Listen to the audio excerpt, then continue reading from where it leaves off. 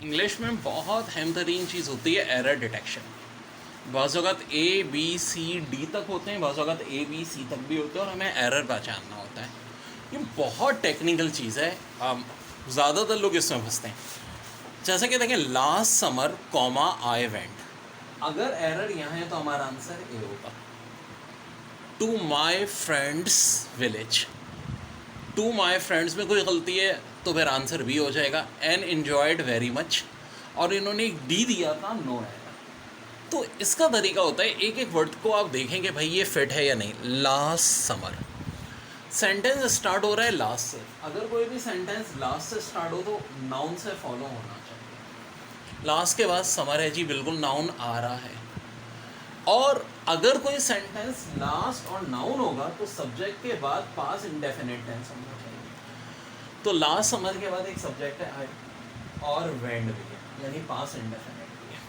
तो फार्मूला पूरा ओके, ए में कोई गलती इसका मतलब है नहीं। लास्ट समर आई गो होता तो एरर हो जाता। क्यों? लास्ट समर के बाद आई है तो फिर क्या पास इंडेफिनिट होना चाहिए था, प्रेजेंट इंडेफिनिट नहीं होना चाहिए था। अब आगे वेंड के बाद हमेशा प्रीपोजिशन टी ओ टू आना चाहिए।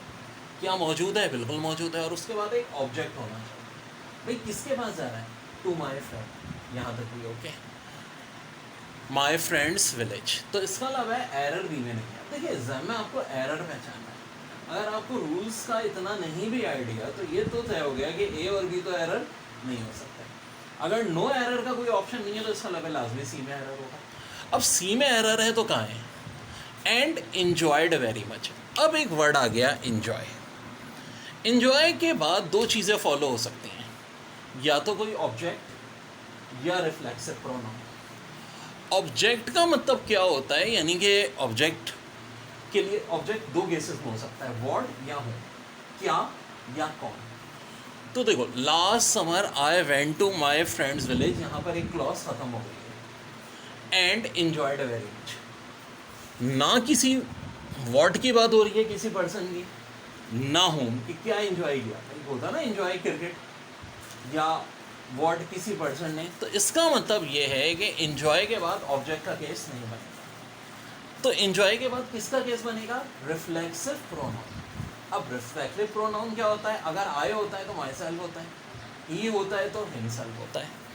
तो अब हम देखते हैं कि यहाँ पर सबसे पहले नाउन है कहाँ। तो नाउन एक ही चल रहा है, और वो कौन सा चल रहा है? Subject I. Last summer I went to my friend's village and enjoyed very much. तो आई का मतलब है कि सब्जेक्ट यहाँ पे आए, और आई के साथ कौन सा रिफ्लेक्सिव प्रोनाउन आता है? सिर्फ एक आ सकता है, माई सेल्फ। तो गलती कहाँ थी यहाँ एरर में? Last summer I went to my friend's village and enjoyed myself very much. अच्छा, अब इसमें यह भी डिपेंड करता है कि सिर्फ एरर को डिटेक्ट करना है या सेंटेंस को क्रैक करना है। अगर एरर को डिटेक्ट करना है तब तो बात ख़त्म हो गई। हमने सिर्फ ये बताना था कि एरर है कहाँ, और ये हमें पता चल गया कि एरर कहाँ पर है, इन्जॉयड के बाद हमारे पास एक रिफ्लेक्सिव प्रोनाउन होना चाहिए। और रिफ्लेक्सिव प्रोनाउन आई के केस में क्या होता है? My self. तो आंसर हो जाएगा यहाँ पे माई